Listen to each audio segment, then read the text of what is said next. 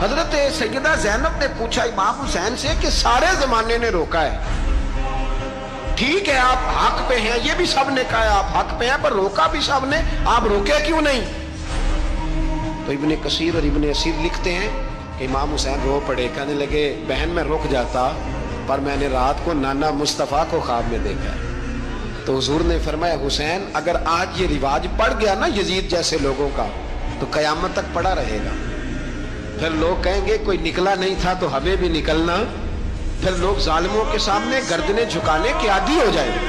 میں کہتا رہتا ہوں، کہہ رہا ہوں، کربلا کی جنگ کفر اسلام کی جنگ نہیں، کفر اسلام کی جنگ نہیں کربلا کی، کیونکہ یزید تو بڑا پکا نمازی تھا، خطبہ دیتا تھا وہ تو۔ جب امام حسین رضی اللہ تعالیٰ عنہ نے کربلا کے میدان میں جمعے کا دن تھا تو یزید کے سامنے کو بات کرنی شروع کی، عمر بن سعد کے سامنے، تو عمر بن سعد کہنے لگا حسین زیادہ باتیں نہ کر، ہمارا جمعہ لیٹ ہو رہا ہے، جنگ کے لیے تیار ہو، فٹافٹ اہل بیت نبوت کو قتل کریں گے اور قتل کے بعد پھر نماز پڑھیں گے اور پھر کہیں گے اللہم صلی علی محمد وعلی آل محمد، اسی نماز میں پھر درود بھی پڑھیں گے۔ یہ کیسا مرتبہ ہے، کیسا انداز ہے، دوستی قاتل سے بھی مقتول سے یارانہ بھی۔ امام حسین نے حر بن یزید امام حسین سے کہنے لگا مجھے حکم ہے آپ کو روکنے کا، آپ آگے نہیں جا سکتے۔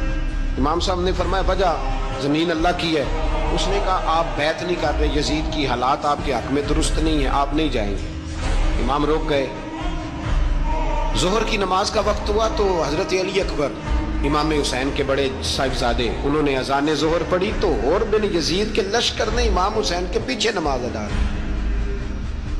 کہا بھئی تم مقابلے میں آئے ہو نماز پیچھے پڑھتے ہو؟ کہا حضور مقابلہ تو تلواروں سے کر رہے ہیں، پر ہمارا دل تو مانتا ہے نا کہ مصطفیٰ کا نواسہ بڑی شان والا ہے۔ حر بن یزید نے 3 نمازیں لشکر سمیت امام حسین کے پیچھے پڑھی ہیں، 3 نمازیں، ظہر اثر اور مغرب۔ پھر امام حسین کے سامنے شرائط پیش کی کہ آپ کو یہاں گھیر لیا گیا ہے، یہاں آپ بیعت کریں گے، یہاں آپ جنگ کریں گے، 2 ہی باتیں۔ امام حسین نے فرمایا نہیں بھائی بیعت تو میں نہیں کرتا، اس کے علاوہ تم جو کہتے ہو میں کرنے کو تیار ہوں۔ اس نے خط لکھا، عبید اللہ ابن زیاد کو ایک بندہ دوڑایا پیچھے، کوفے چند میل پہ کوفہ تھا، کہا وہ نہیں مان رہے، کیا کرنا؟ تو حسین ابن علی ہے، میں زیادہ دیر انہیں روک بھی نہیں سکتا۔ انہوں نے پیغام دیا حر بن یزید کو کہ کرنا کچھ بھی نہیں، ان کا پانی بند کر دو، بلیک میل کرو، کھانا پانی نہیں ملے گا، چھوٹے چھوٹے بچے ہیں، خود ہی مان جائیں گے۔